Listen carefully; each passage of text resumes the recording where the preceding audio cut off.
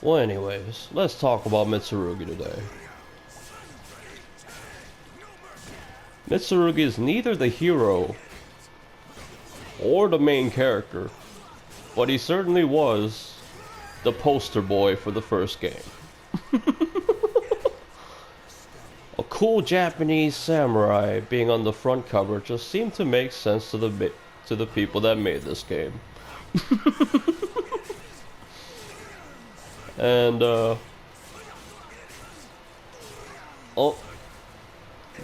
rifles have been just introduced to Japan, and the need for samurais were starting to dwindle. And Mitsurugi was very concerned about this. He's a man that just always wants to live as a samurai. And Mitsurugi's kind of a dick. Like he challenges anyone that is really good. Like he likes to test his skills all the time. And whether they want to fight or not, he will force your hand and draw his weapon. And this like caused Mitsurugi to have several enemies, and one of them we'll talk about later.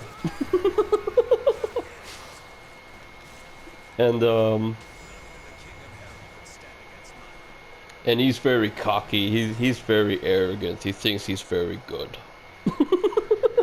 He's just generally not that nice of a guy. And he heard tales about Soul Edge, and this interested him quite a bit because he wanted a sword. He wanted a sword that could defeat rifles, and so he started this journey for it, and like, I want to go over the first game story. Like, I'll talk about these characters again if they appear in the other sequels. But in the first game, Mitsurugi does not succeed in getting the sword. And, oh hell, I'll just keep talking about it. I don't know, whatever, but... in the first game, he does not succeed. And, but he did come back home and he practiced a lot. And during his travels, like, he got pretty good. Like, he started surprising himself. And, like, all these fighters are, like, superhuman, you know? Like, these are they're not your average fighters. Like, all these guys have special powers and shit. And Mitsurugi wanted to beat the rifle, so he challenged a random rifleman to a battle, and the rifleman was like, "You sure? You're gonna die." And he goes, "I'm a samurai. I'm not afraid of death. Now take your best shot." And he fired at him, and surprisingly, he freaking dodged it. Then he slashed the rifleman. And he didn't kill him though. And he slashed him and he fell to the ground, and he was like, "You coward, it was just a scratch." So that's the end of the first game for Mitsurugi. Then the second game was called SOULCALIBUR. Like, the first game was called Soul Blade. And the second game is called SOULCALIBUR for a reason. We'll get into that later. And what happened was Mitsurugi was on a quest again to get the sword. Like, he doesn't stop. A lot of people didn't.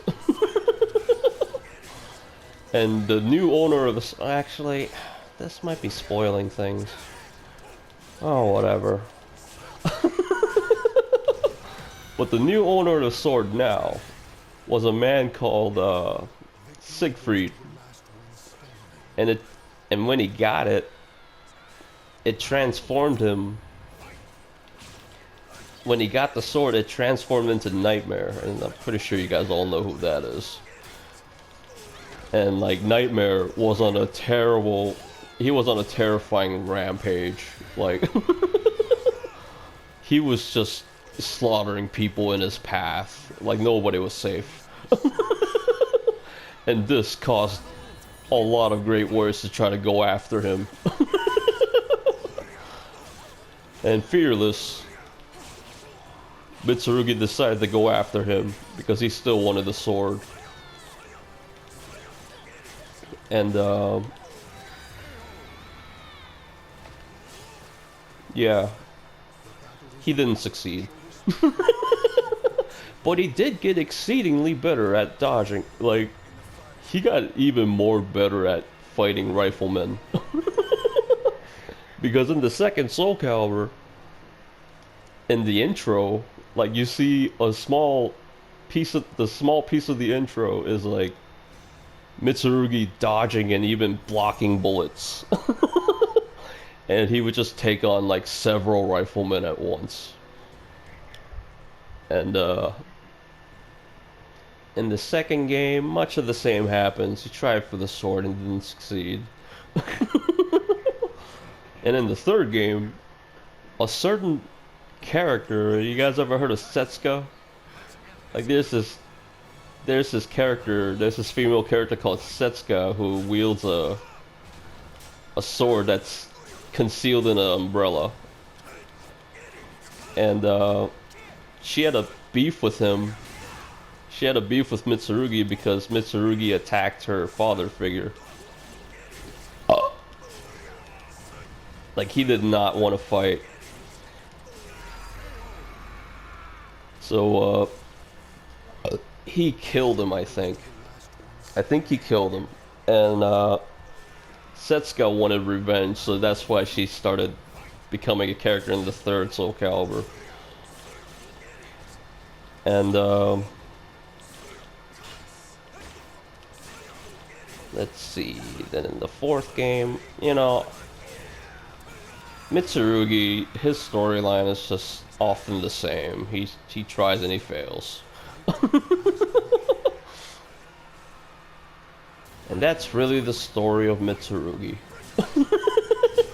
A great warrior, but he's not quite that good to get the sword.